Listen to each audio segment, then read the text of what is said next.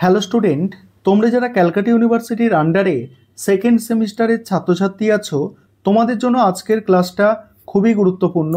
আজকের ক্লাসে তোমাদের এইসি ইংলিশ অর্থাৎ কম্পালসারি ইংলিশ সাবজেক্টের একটি মক টেস্টের প্রশ্নপত্র নিয়ে আলোচনা করব। তোমাদের যে 3টে গল্প এবং 3টে কবিতা সিলেবাসে আছে, তার মধ্যে থেকে মোস্ট ইম্পর্টেন্ট প্রশ্নগুলো বাছাই করে এই মক টেস্টের প্রশ্নপত্রে রাখা হয়েছে।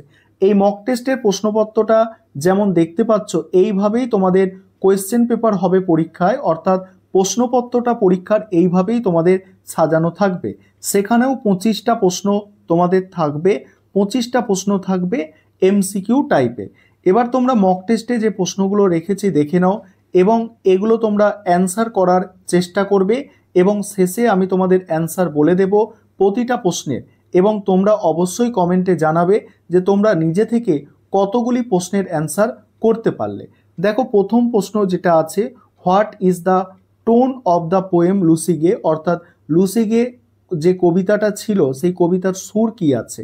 এখানে দেখো 4টে অপশান আছে, সঠিক যে অ্যান্সারটা হবে তোমরা কমেন্টে জানাবে এবং শেষে কতগুলো অ্যান্সার সঠিক করতে পারলে সেটাও তোমরা জানাবে। অ্যান্সার আমি শেষে বলে দেব। পরের প্রশ্ন আছে, দেখো, what word describe Lucy Gray in first স্ট্যান্জার। এখানেও তোমাদের 4টে অপশান আছে, দেখতে পাচ্ছ। 3 নম্বর প্রশ্ন আছে, লুসিগে হ্যাজ বিন রিটেন ইন। কত সালে লুসিগেটা লেখা হয়েছিল? এখানেও 4টে অপশান তোমরা দেখতে পাচ্ছ। পরের প্রশ্ন যেটা আছে, দেখো, who is the poet of poem Lucy Gray, অর্থাৎ লুসিগে যে কবিতাটা আছে তার লেখককে। তোমরা প্রথম সেমিস্টারে যখন পরীক্ষা দিয়েছো তোমরা জানো, দেখেছো কোয়েশ্চেন পেপারে তোমাদের লেখকের নাম আসবেই, অর্থাৎ তোমাদের যে গল্প এবং কবিতাগুলো আছে তার লেখকের নামগুলো খুব ভালো করে তোমরা একটু তৈরি করে যাবে। তারপরের প্রশ্ন, what does ideal grace represent. এই আইডিয়াল গ্রেস কি এখানে রিপ্রেজেন্ট করছে? এখানে 4টে অপশান আছে, তোমরা দেখতে পাচ্ছ। সঠিক অ্যান্সার যেটা হবে জানাবে। 6 নম্বর প্রশ্ন আছে, হোয়ার মানে কোথায়, ওয়াজ এলিজাবেথ ব্যারেট ব্রন, অর্থাৎ এলিজাবেথ ব্যারেট কোথায় জন্মগ্রহণ করেছিল। এখানে দেশগুলোর নাম আছে, সেগুলোর মধ্যে থেকে তোমরা সঠিক অ্যান্সার বলবে। পরের প্রশ্ন আছে, দেখো, when can the poet give the best love. এখানে অপশানগুলো আছে, দেখো 4টে অপশানের মধ্যে সঠিক অ্যান্সার যেটা হবে তোমরা জানাবে। পরের প্রশ্ন দেখো, পরের প্রশ্ন আছে, what type of poem in this.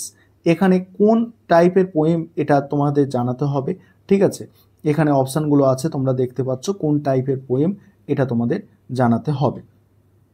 তারপরে প্রশ্ন আছে, প্যাল মিন্স কি।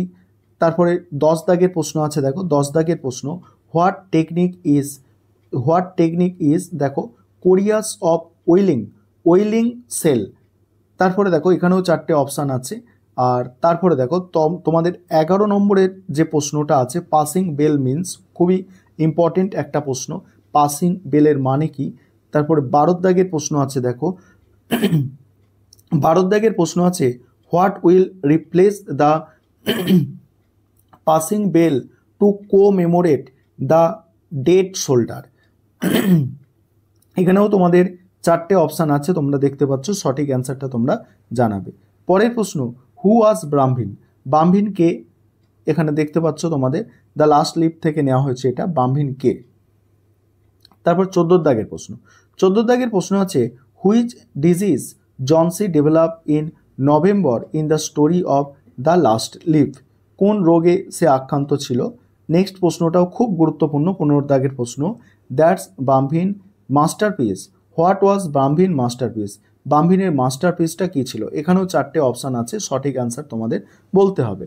পরের প্রশ্ন আছে, what was Johnsy suffering from. কিসে জনসি ভুগছিল। এখানেও 4টে অপশান তোমরা দেখতে পাচ্ছ, কোন রোগে ভুগছিল সেটা জানাবে।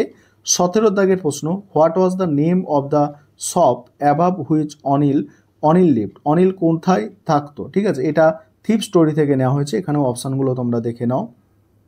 তারপরে 18 দাগের প্রশ্ন, how did Hari Singh infer that about hit food cook first night. প্রথম রাত্রে যে কুকটা অর্থাৎ রান্নাটা করেছিল সেটা কেমন ছিল।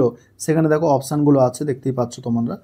তারপর দেখো 19 দাগের প্রশ্ন, what did Anil promise him to teach?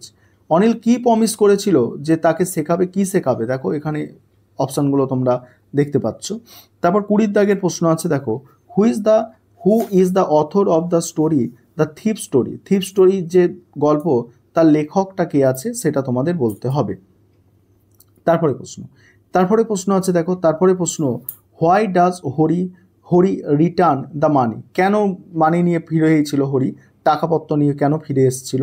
21 দাগের প্রশ্ন। তারপর 22 দাগের প্রশ্ন, দেখো 22 দাগের প্রশ্ন, ব্রহ্ম সমাজ ওয়াজ এস্টাবলিশ বাই? দেখো সমাজ কার দ্বারা প্রতিষ্ঠিত হয়েছিল? 23 দাগের প্রশ্ন আছে, who's known the father of the Indian renaissance? কাকে ভারতের রেনেসাস অর্থাৎ নবজাগরণের প্রতীক বলা হয়? আর 24 দাগের প্রশ্ন, Rammohan Roy was advocated for the abolish of practice of? কি প্র্যাকটিসকে সে তুলে দিয়েছিল? এখানে অপশানগুলো আছে দেখতে পাচ্ছ। এবার 25 দাগের প্রশ্ন অর্থাৎ শেষ প্রশ্ন, তারপরেই অ্যান্সারগুলো তোমাদের বলে দেব। 25 দাগের প্রশ্ন, হু কল্ড রামমোহন রয় ভারত প্রতীক? রামমোহন রয়কে কে ভারত প্রতীক বলেছিল? অপশানগুলো তোমরা দেখতে পাচ্ছ। এবারে অ্যান্সারগুলো তোমরা মিলিয়ে নেবে, আমি স্ক্রল করে যাচ্ছি, এখানে প্রত্যেকটা প্রশ্নের অ্যান্সার তোমাদের করা আছে, ঠিক আছে? আর এর আগেও তোমাদের আমি সেট আলোচনা করেছি। আর চ্যানেলটা অবশ্যই সাবস্ক্রাইব করে সঙ্গে থাকো, পরীক্ষার আগের মুহূর্ত পর্যন্ত তোমাদের যতটা পারি ইম্পর্টেন্ট প্রশ্ন উত্তরগুলো নিয়ে আলোচনা করার চেষ্টা করব।